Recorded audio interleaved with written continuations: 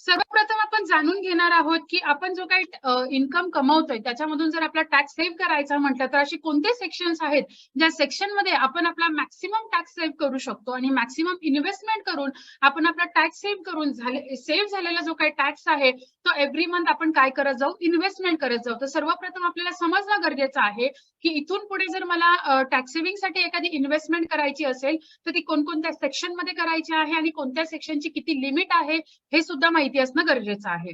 तर सर्वात प्रथम जो सेक्शन आहे तो आहे सेक्शन 80C, ज्याची लिमिट आहे 1.5 लाख रुपीज. आता खूप जणांचं हे सुद्धा कन्फ्युजन असेल की मॅडम न्यू रिझ्यूम कोणता आहे, ओल्ड रिझ्यूम मी घ्यायला पाहिजे का? सो हे टोटली डिपेंड करतं की तुम्ही कोणता रिझ्यूम सिलेक्ट करणार आहात as per your income slab, right.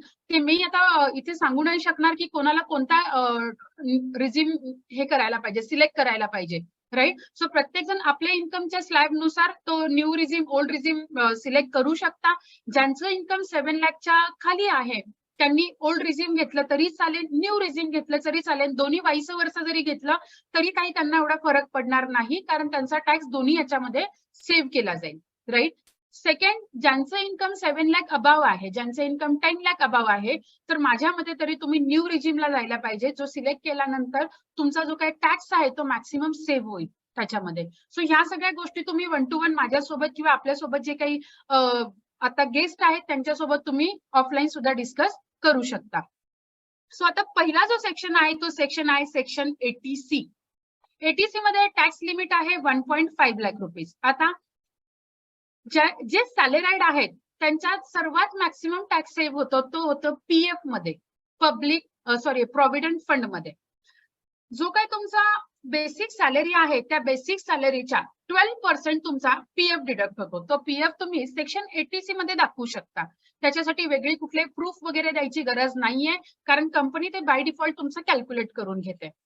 Next तुमचा सेक्शन येतो तो येतो लाईफ इन्शुरन्स.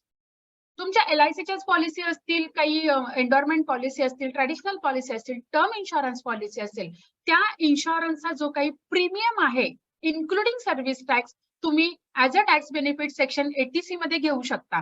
तुमच्याकडे 20,000च्या 4 पॉलिसी असतील, इट मीन्स तुम्ही 1 लाख रुपये 80C मध्ये शो करू शकता. तुमच्याकडे 50,000ची एकच पॉलिसी असेल तर ती तुम्ही लाईफ इन्शुरन्सच्या सेक्शन मध्ये 50,000 तुम्ही दाखवून तुम्ही तुमचा टॅक्स बेनिफिट तिथे घेऊ शकता. सेकंड इन्व्हेस्टमेंट इन्स्ट्रुमेंट आहे तो म्हणजे पीपीएफ, पब्लिक प्रॉव्हिडंट फंड. याचा लॉकिंग पिरियड आहे 15 वर्ष. 15 वर्ष आपल्याला रेग्युलरली पे करावं लागतं. याचे जे रिटर्न्स आहेत ते रिटर्न्स कंपाऊंडेड आहे. ऍज अ रिटायरमेंटच्या हिशोबाने तुम्ही याला यूज करू शकता. अगेन याची लिमिट आहे मिनिमम तुम्ही 5,000 पासून करू शकता, मॅक्सिमम 1.5 लाख पर्यंत तुम्ही पीपीएफ मध्ये इन्व्हेस्टमेंट करून तुमचा टॅक्स सेव्ह करू शकता. थर्ड आहे सर्वांचा favourite fix deposit. Fix deposit ही 1 इयर वाली जी आहे ती टॅक्स मध्ये सेव्ह कन्सिडर केली जात नाही. 2 इयर्स वाली टॅक्स मध्ये कन्सिडर केली जात नाही. 5 इयर्सची एफडी तुम्हाला करावी लागते, जी तुमची येते सेक्शन 80C मध्ये, ज्याच्यामध्ये तुम्ही तुमचा 1.5 लाख पर्यंत टॅक्स सेव्ह करू शकता. आता काही जण काय करतात, पीएफ त्यांचा डिडक्ट होतोय 50,000 रुपीज, तरी सुद्धा 1.5 लाखाची एफडी करतात.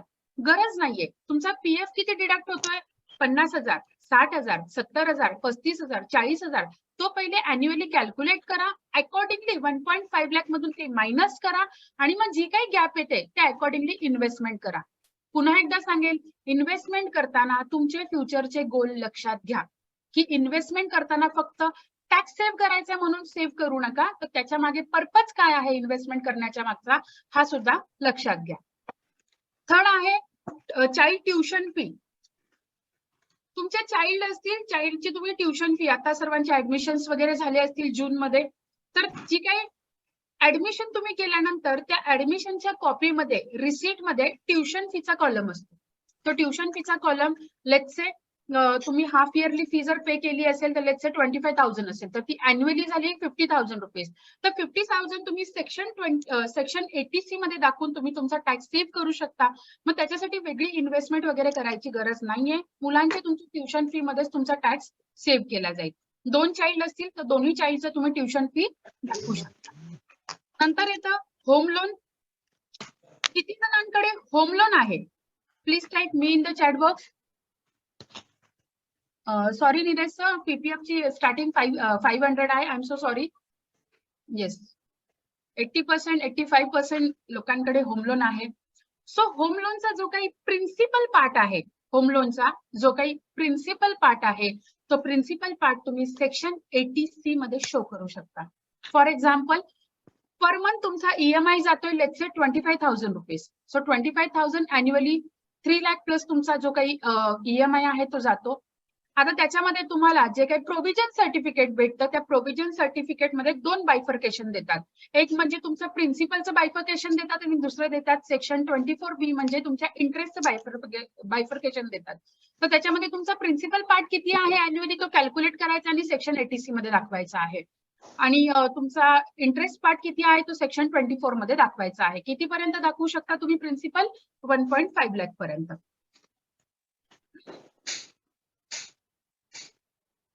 स्टॅम्प ड्युटी रजिस्ट्रेशन, काही जण आता घर घेण्याचा प्लॅन करत असाल, अंडर कन्स्ट्रक्शन वगैरे असेल, स्टॅम्प ड्युटी रजिस्ट्रेशन तुमची झालेली असेल, तर ती जी काही तुम्ही मॅक्सिमम अमाऊंट जिथे पे करता 3 लाख, 4 लाख, 5 लाख, सो ते वन टाइम तुम्ही शो करू शकता सेक्शन 80C मध्ये. जर तुमच्याकडे कोणतीच इन्व्हेस्टमेंट नाहीये आणि त्या वर्षी तुम्ही घर घेतलेलं आहे, त्याची स्टॅम्प ड्युटी रजिस्ट्रेशन जी काही फीज दिलेली असेल ती तुम्ही सेक्शन 80C मध्ये शो करू शकता. पीएफ आपला ऑलरेडी डिस्कस झालेला आहे. नंतर येतो equity link saving scheme, ELSS. भरपूर जणांनी फायनान्शियल प्लॅनिंग करून घेतलेली आहे, ज्याच्यामध्ये तुमची मॅक्सिमम इन्व्हेस्टमेंट ही म्युच्युअल फंड मध्ये झालेली आहे. तर म्युच्युअल फंड मध्ये असे काही फंड्स आहेत ज्याच्यामध्ये तुम्ही लॉकिंग पिरियड घेऊ शकता, जो असतो 3 वर्षाचा. त्यांना म्हणतात ELSS, equity link saving scheme. याच्यामध्ये इन्व्हेस्टमेंट करून अगेन तुम्ही टॅक्स बेनिफिट सेक्शन 80C मध्ये घेऊ शकता. 80C सेक्शन जर सर्वांना क्लिअर झाला असेल तर please type 80C in the chat box.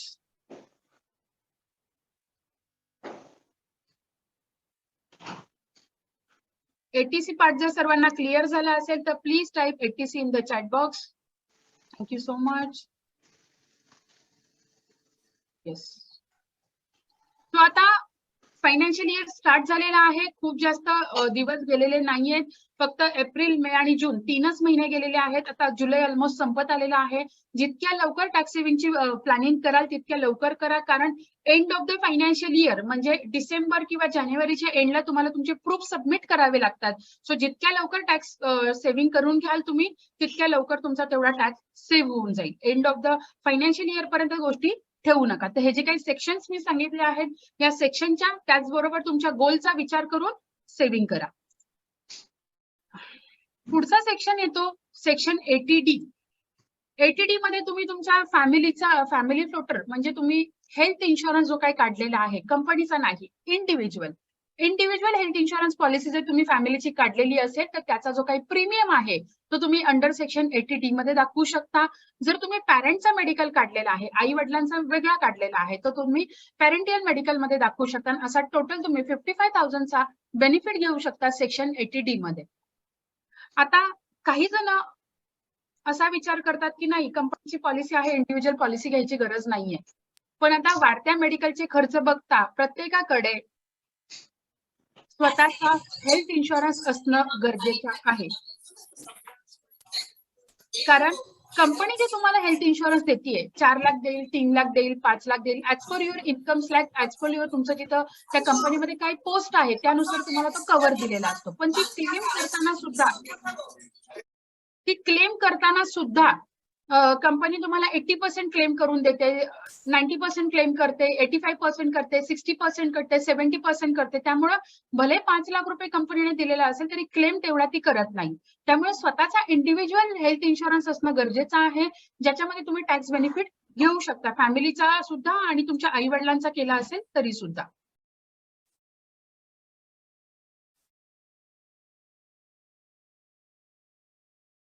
Apart from 80C, आता काही जणांची 80C कम्प्लीट आहे, म्हणजे आपला जो वरचा पार्ट आपण जो आता बघितला 80C 1.5 लाख कम्प्लीट आहे, तरी सुद्धा टॅक्स मॅडम डिडक्ट होतोय. मग तुमच्याकडे अजून एक सेक्शन आहे, तो आहे 80CCC. Apart from 80C, 80CCC मध्ये तुम्ही तुमचा टॅक्स सेव्ह करू शकता. आता इथे काही जण बिझनेस करत असतील, तर बिझनेसच्या केसमध्ये तुमच्याकडे पीएफ असा ऑप्शन नसेल, राईट. तर त्या केसमध्ये तुम्ही एनपीएसचा ऑप्शन चूज करू शकता आणि त्याच्यामध्ये तुम्ही तुमचा टॅक्स मॅक्सिमम सेव्ह करू शकता. एनपीएस हे वयाच्या 60व्या वर्षापर्यंत आपल्याला पे करावं लागतं आणि हा रिटायरमेंटच्या हिशोबाने खूप चांगला ऑप्शन आहे एनपीएस. तुम्हाला जर लॉंग टर्मचा विचार करायचा असेल तर एनपीएस अगदी चूज करू शकता. अपार्ट फ्रॉम एटीसी मॅक्सिमम तुम्ही 50,000चा टॅक्स बेनिफिट 80CCC मध्ये घेऊ शकता. 80CCC आणि 80D जर सर्वांना क्लिअर झालं असेल प्लीज टाईप 80D आणि 80CCC.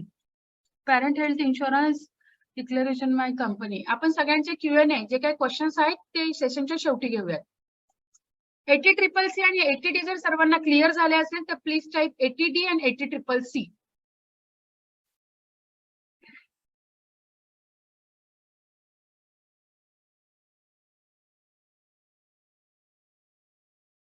नेक्स्ट सेक्शन येतो आपला सेक्शन 24B.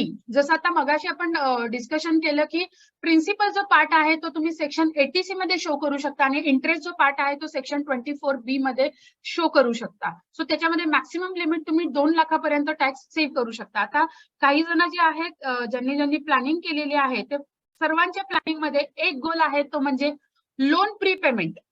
म्हणजे जे काही होम लोन आहे ते होम लोन प्रीपेमेंट करण्याच्या प्रत्येक जण मागे लागतात. आपल्याला लोन घ्यायची जेवढी घाई असते तेवढी लोन पे करायची तेवढीच घाई आहे. किती जणांना लोन प्रीपेमेंट करायचं आहे please type me in the chat box. जे लोन तुमचं होम लोन चालू आहे किती जणांना लोन लवकरात लवकर क्लिअर करायचंय. जितक्या लोकांनी होम लोन आहे सांगितलं होतं त्या प्रत्येकालाच होम लोन क्लिअर करायचंय. आता मी तुम्हाला होम लोनचा खूप छान बेनिफिट सांगते, व्यवस्थित लक्ष द्या. होम लोन हे सगळ्या लोन पेक्षा सर्वात कमी इंटरेस्टचं लोन आहे. हा झाला पहिला बेनिफिट. दुसरा बेनिफिट, तुम्ही ज्या कोणत्या टॅक्स स्लॅब मध्ये येत आहे 10%, 20%, 30%, 25%, ज्या कोणत्या टॅक्स स्लॅब मध्ये येत आहे सेक्शन 80C आणि 24B मध्ये तुम्ही त्या होम लोनचा उपयोग करून घेताय म्हणजे टॅक्स बेनिफिट घेताय. पुन्हा त्याचा एक बेनिफिट झाला. आणि third benefit, compare to other loan तुमचं लोनचा इंटरेस्ट हा सर्वात कमी आहे. तर लोन संपवायच्या मागे लागू नका, कारण तुमचं जे काय एक्स इन्कम आहे ते इन्कम एव्हरी इयर तुमचं वाढतच जाणार आहे.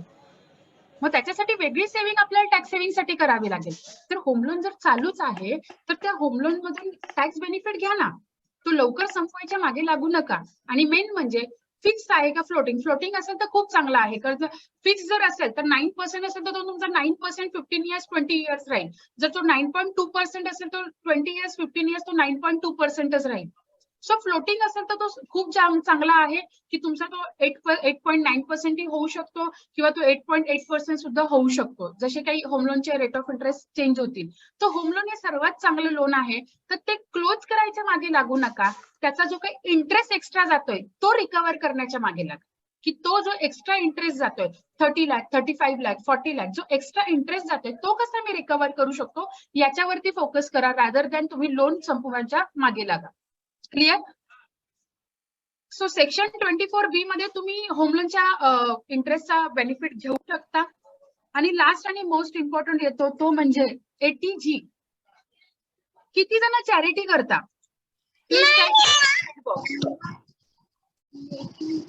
चॅरिटी किती जण करता.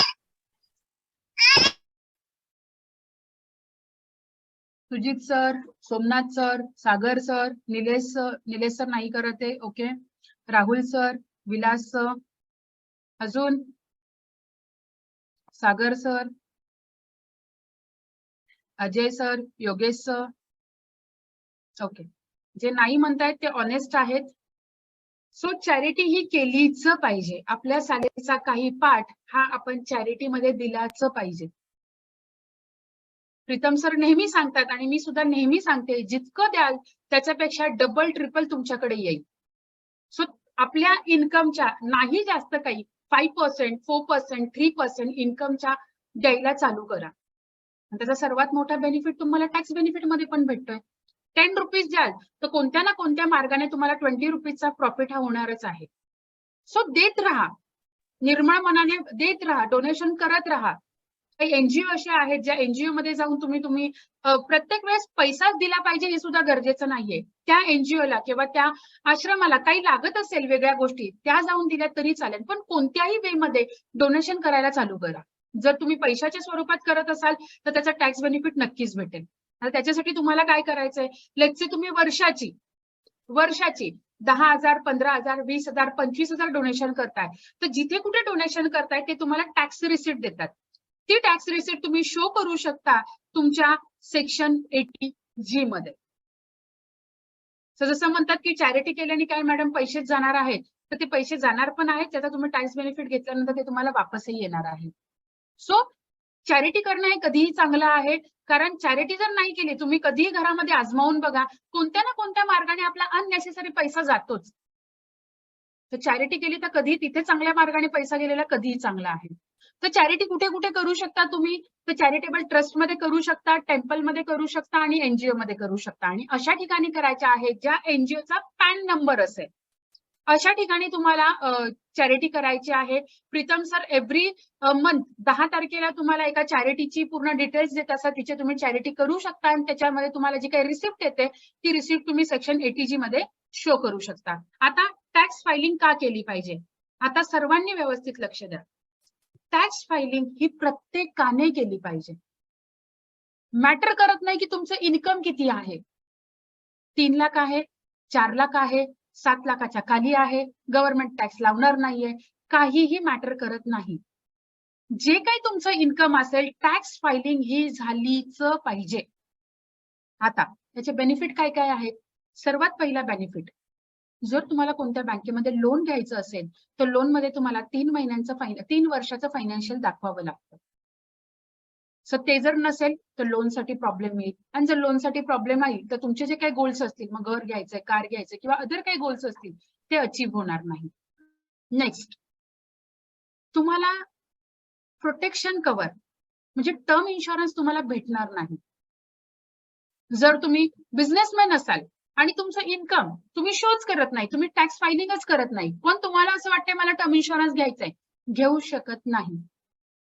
तुम्ही सॅलरीड आहात, तुमचं इन्कम 5 लाख आहे, 4 लाख आहे, तुम्हाला असं वाटतं फायलिंग नाही केली तरी काही प्रॉब्लेम नाहीये, टर्म इन्शुरन्स भेटणार नाही. कारण कंपन्यांनी इतक्या सगळ्या स्ट्रिक्ट केलेल्या आहेत सगळ्या फायनान्शियल बाबतीत, त्यामुळे तुमचं रिटर्न फाईल हे झालंच पाहिजे. कारण लास्ट 3 वर्षाचा रेकॉर्ड कंपनी चेक करते, लोनसाठी सुद्धा, टर्म इन्शुरन्स साठी सुद्धा. क्लिअर? आणि सर्वात महत्वाचं, तुमचं फायनान्शियल रेकॉर्ड कसा आहे, काय आहे हे स्वतःला सुद्धा आयडेंटिफाय होईल की मागच्या 3 वर्षामध्ये मी स्वतःला कुठे स्टँड ठेवतोय. कारण ह्या जर गोष्टी आपण केल्या नाही तर मग या कमवण्या पैशाला काहीही अर्थ नाहीये जर आपण त्याला व्यवस्थित रेकॉर्डेड ठेवत नाहीये तर. बिझनेस आहे, महिन्याचा इन्कम किती आहे, 3 लाख 4 लाख रुपये आहे, फायलिंगच करत नाहीये. बिझनेस आहे, महिन्याचा इन्कम आहे 50,000 रुपये, फायलिंगच करत नाहीये. फाईल करणं गरजेचं आहे. खूप नॉमिनल टाइम लागतो. एखादा सीए पकडा, सीए ला सांगा 1001 रुपये द्या, दर बाबा फायलिंग करून दे, क्लिअर राहतात गोष्टी. आणि मग काय होतं, ज्यावेळेस आपल्याला सगळ्या गोष्टी करायच्या असतात, लोनही घ्यायचंय किंवा टर्म इन्शुरन्सही घ्यायचा आहे किंवा आपल्याला कुठे आपला फायनान्शियल रेकॉर्ड सुद्धा आपल्याला दाखवायचा आहे, त्यावेळेस मग आपण घाई करत जातो की मग सीए ला शोधतो, मग कुठेतरी दुसऱ्या अशा एका पर्सनला शोधतो की अरे बाबा माझी फायलिंग करून दे, किंवा अशा एका फ्रेंडला सांगतो की अरे माझी फायलिंग करून दे, मग काहीतरी ते चुकीच्या गोष्टी वगैरे सांगून आपली फायलिंग होते. सो असं नाही करायचं आपल्याला. फायलिंग ही प्रॉपर पद्धतीने झालीच पाहिजे, एन नंबर ऑफ इन्कम असू दे. आता फायलिंग का करतात? पहिलं तर महत्वाचं, एवढा मोठा फायनान्शियल इयर म्हणजे 12 महिन्यांचा टाइम देऊन सुद्धा आपण आपले प्रूफ सबमिट करत नाही कंपनीमध्ये, की जे काही इन्व्हेस्टमेंट तुम्ही पूर्ण फायनान्शियल इयर मध्ये केलेले असतात तर ते प्रूफ काही काही राहून जातात, कामाच्या गडबडीमध्ये राहून जातं, टाइम भेटला नाही म्हणून राहून जातं, इन्व्हेस्टमेंट केल्या नाही तेवढ्या फायनान्शियल इयर पर्यंत म्हणून राहून जातं. म्हणून गव्हर्नमेंट तुम्हाला थोडा टाइम देते की हा 1 महिन्याचा किंवा 1.5 महिन्याचा तुमच्याकडे टाइम आहे, तुम्ही तुमची रिटर्न फाईल करा. म्हणजे त्या एंटायर लास्टच्या फायनान्शियल इयर मध्ये जर तुमच्या काही इन्व्हेस्टमेंट दाखवायच्या राहिल्या असतील त्या दाखवा आणि तुम्ही रिफंड करून घ्या. आणि सर्वात महत्वाचं, हे जे सेक्शन दाखवले, हे सेक्शन दाखवल्यानंतर सुद्धा जर काही टॅक्स जात असेल तर जाऊ द्यात, गव्हर्नमेंटला टॅक्स हा दिलाच पाहिजे. कारण आज हे जे काही मेट्रो उभे होतंय किंवा हे काही चंद्रयान होतंय किंवा हा जो काही खर्च होतोय, हा खर्च कशातून होतोय, फक्त आणि फक्त आपल्या देणाऱ्या टॅक्स मधूनच होतोय. Thank you so much.